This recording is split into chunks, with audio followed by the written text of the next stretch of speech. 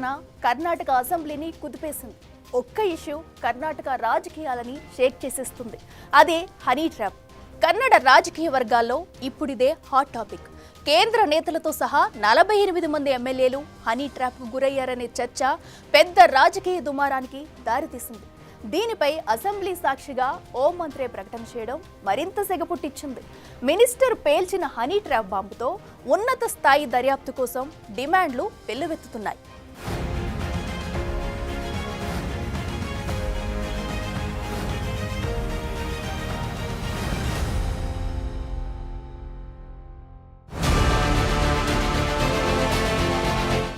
కర్ణాటకని కుదిపేస్తోన్న honey trap దుమారం.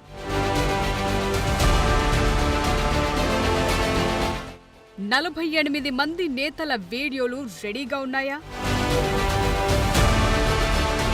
అందర్నీ ఎరగా వేసి అవసరమైన సమాచారాన్ని రాబట్టడమే హనీ ట్రాప్. కొంతకాలంగా ప్రపంచ దేశాల్ని టెన్షన్ పెడుతున్న ఈ హనీ ట్రాప్ సెగ ఇప్పుడు కర్ణాటకని చాలా బలంగా తాకింది. ప్రస్తుతం కర్ణాటక నేతల్ని హనీ ట్రాప్ భయం వెంటాడుతోంది. అసెంబ్లీ సమావేశాల్లోనూ ఈ హనీ ట్రాప్ అంశమే హాట్ డిబేట్ గా మారింది.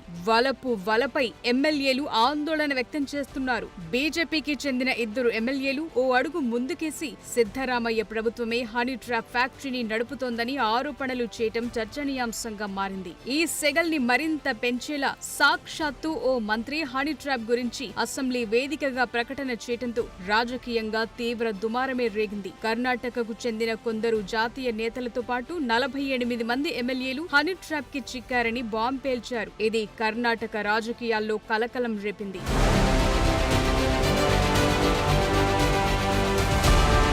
మొదటగా తుమకూరుకు చెందిన ఓ మంత్రిని హనీ ట్రాప్ చేశారనే గుసగుసలు వినిపించాయి. అవే ఇప్పుడు పెద్ద వివాదానికి దారితీశాయి. దీనిపై ఆ రాష్ట్ర మంత్రి కెఎన్ రాజన్నే స్వయంగా స్పందించారు. తుమకూరు జిల్లా నుంచి తాను, హోంమంత్రి పరమేశ్వర మంత్రులుగా ఉన్నామని చెప్పారు. తనతో పాటు బీజేపీ, జేడీఎస్ సభ్యులు, జాతీయ స్థాయి నేతలు సహా 48 మందికి సంబంధించిన వీడియోలను కొందరు తయారు చేశారని, వారిపై చర్యలు తీసుకోవాలని నేరుగా అసెంబ్లీలోనే ప్రకటించడం తీవ్ర చర్చకు దారితీసింది. అయితే ఇదేం కొత్త విషయం కాదని, బాధితుల్లో చాలా మంది హైకోర్టులో స్టే తెచ్చుకున్నారని వివరించారు. ఇప్పుడు తన పేరు ప్రస్తావనకు వచ్చింది కాబట్టి తాను కూడా హనీ ట్రాప్ అంశంపై ఫిర్యాదు చేసేందుకు సిద్ధంగా ఉన్నానన్నారు మంత్రి రాజన్న. ఈ హనీ ట్రాప్ అంశం ఏ ఒక్క పార్టీకి పరిమితం కాదని, దీనిపై ఉన్నత స్థాయి దర్యాప్తు చేయాలని డిమాండ్ చేశారు. హనీ ట్రాప్ వెనుకున్న పాత్రధారులు, సూత్రధారులు ఎవరో తెలుసుకోవాలన్నారు.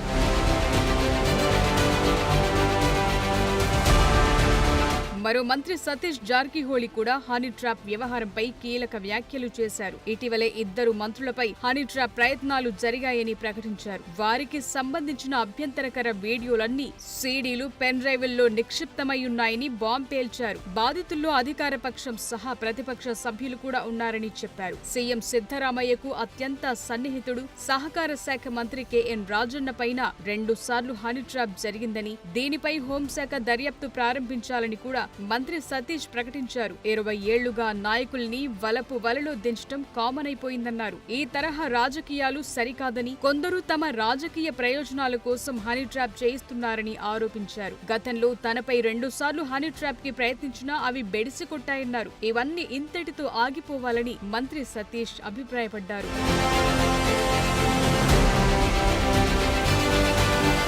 ఇప్పటికే హనీ ట్రాప్ వ్యవహారంపై కర్ణాటక రాజకీయాల్లో తీవ్ర దుమారం రేగుతోంది. ప్రభుత్వం కూడా దీనిపై ఉన్నత స్థాయి దర్యాప్తు ప్రారంభించింది. హనీ ట్రాప్ అనుమానాలున్న సభ్యులెవరైనా ఫిర్యాదు చేస్తే విచారణకు ఆదేశిస్తానని హోంమంత్రి పరమేశ్వర కూడా ప్రకటించారు. ఇలాంటి వదంతులకు ముగింపు పలకాల్సిన అవసరముందన్నారు. మంత్రి రాజన్న కుమారుడు ఎమ్మెల్సీ రాజేంద్ర కూడా తనపై హనీ ట్రాప్ ప్రయత్నం జరిగిందన్నారు. ప్రతిపక్ష నేత ఆర్ అశోక్ కూడా ఈ విషయాన్ని తీవ్రంగా పరిగణించాలన్నారు. ఈ కేసును సిట్టింగ్ జడ్జితో దర్యాప్తు చేయించాలని డిమాండ్ చేశారు. 6 నెలలుగా కర్ణాటక రాజకీయ నేతలపై హనీ ట్రాప్ ప్రయత్నాలు కొనసాగుతున్నాయని చెప్తున్నారు. ముందుగా వాట్సాప్ లో కాల్ గానీ, మెసేజ్ గానీ వస్తుందని, అక్కడి నుంచి వలలోకి దించే ప్రయత్నాలు చేస్తున్నారని వాపోతున్నారు. 2 నెలలుగా ఈ హనీ ట్రాప్ వ్యవహారాన్ని ట్రాక్ చేసేందుకు పోలీసులు ప్రయత్నిస్తున్నారు. దీని వెనుక ఎవరున్నారో కనుగొనేందుకు దర్యాప్తు చేస్తున్నారు. నిధులు ఎవరు సమకూరుస్తున్నారో కనుగొనాలని బీజేపీ నేతలు డిమాండ్ చేస్తున్నారు. దీనిపై లోతుగా దర్యాప్తు జరిపించేందుకు స్పెషల్ స్పెషల్ స్క్వాడ్ ని ఏర్పాటు చేయాలని కోరారు. ఏదేమైనా జాతీయ స్థాయి నేతలతో సహా 48 మంది రాజకీయ నేతలు హనీ ట్రాప్ ఉచ్చులో చిక్కుకున్నారనే చర్చ కర్ణాటక రాజకీయాల్లో తీవ్ర దుమారం రేపుతోంది.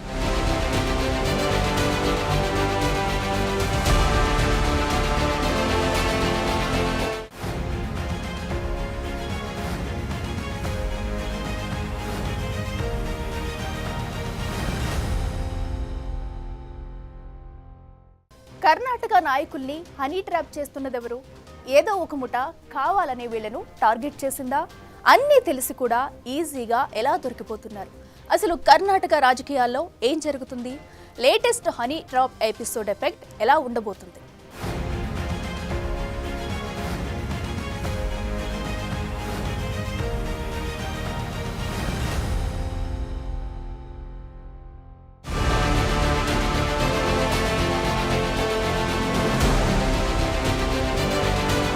కర్ణాటకలో హనీ ట్రాప్ కేసులు కొత్తేమీ కాదు. అక్కడి నాయకులే 20 ఏళ్లుగా ఈ సమస్యని ఎదుర్కొంటున్నామని చెప్తున్నారంటే పరిస్థితి ఎంత తీవ్రంగా ఉందో అర్థం చేసుకోవచ్చు. గడిచిన కొన్నేళ్లలో ఎంతో మంది నేతలు హనీ ట్రాప్ లో పడి వీడియోలు రిలీజ్ అయ్యాక ముఖం చూపించుకోలేక ఇబ్బంది పడ్డారు. అయినా వారంతా రాజకీయంగా పెద్దగా నష్టపోయిందేమీ లేదు. కొందరైతే ఏకంగా అసెంబ్లీలోనే పోన్ చూస్తూ దొరికిపోయారు. ఇప్పుడు ఆ పార్టీ ఈ పార్టీ అనే తేడా లేకుండా కొందరు నేతలు హనీ ట్రాప్ లో చిక్కుకున్నామని ఆందోళన చెందుతున్నారు.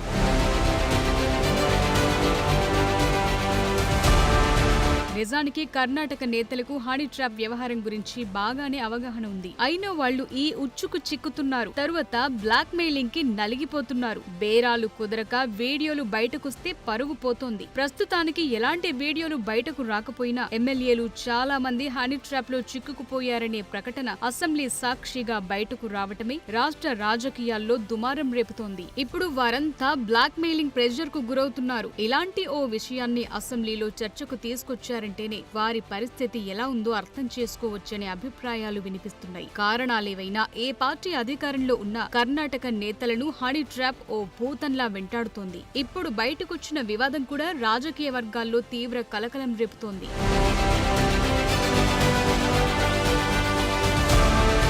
ప్రస్తుతానికి ఈ హనీ ట్రాప్ వ్యవహారంలో ఖచ్చితంగా ఎవరి కుట్ర ఉందనే దానిపై స్పష్టమైన ఆధారాలేవీ లేవు. అయితే దీని వెనుక రాజకీయ కుట్ర ఉందని కొందరు కాంగ్రెస్ సీనియర్ నేతలే ఈ కార్యకలాపాలకు పాల్పడి ఉండొచ్చని బీజేపీ నేతలు ఆరోపిస్తున్నారు. అయితే ఈ కేసుపై ఇంకా దర్యాప్తు జరగాల్సి ఉంది కాబట్టి ఖచ్చితమైన వ్యక్తులు, సంస్థల పేర్లు ఇప్పటి వరకు బయటకు రాలేదు. 2019లో బెంగుళూరులో ఓ హనీ ట్రాప్ గ్యాంగ్ ని పోలీసులు అరెస్టు చేశారు. అందులోని మహిళలు, నాయకులు వ్యాపారవేత్తలతో స్నేహం చేసి హోటల్ గదుల్లో వారి కదలికల్ని రహస్యంగా రికార్డ్ చేసేవారని తేలింది. ఇలాంటి వీడియోలు, ఫోటోలను బ్లాక్ మెయిలింగ్ కు ఉపయోగించడం హనీ ట్రాప్ టార్గెటింగ్ లో భాగంగా ఉంటుంది. 2021లో మాజీ మంత్రి రమేష్ జర్కిహోళీ సైతం ఓ హనీ ట్రాప్ కేసులో చిక్కుకున్నారని ఆరోపణలొచ్చాయి. ఈ వ్యవహారం అప్పట్లో రాజకీయంగా పెద్ద దుమారమే రేపింది.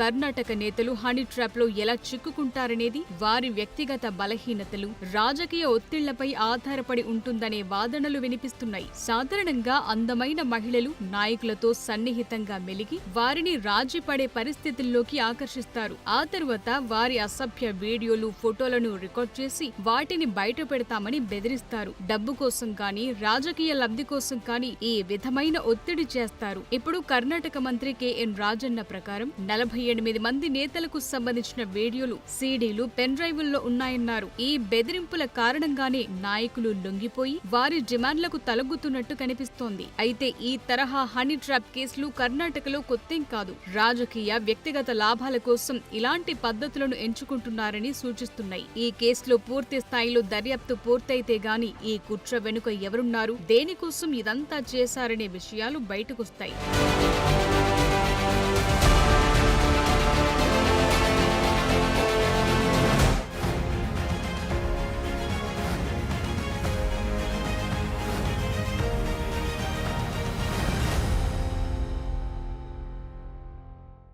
ఈ హనీ ట్రాప్ వ్యవహారం కర్ణాటక రాజకీయాల్లో పెను మార్పులకు దారితీసే అవకాశం కనిపిస్తుంది.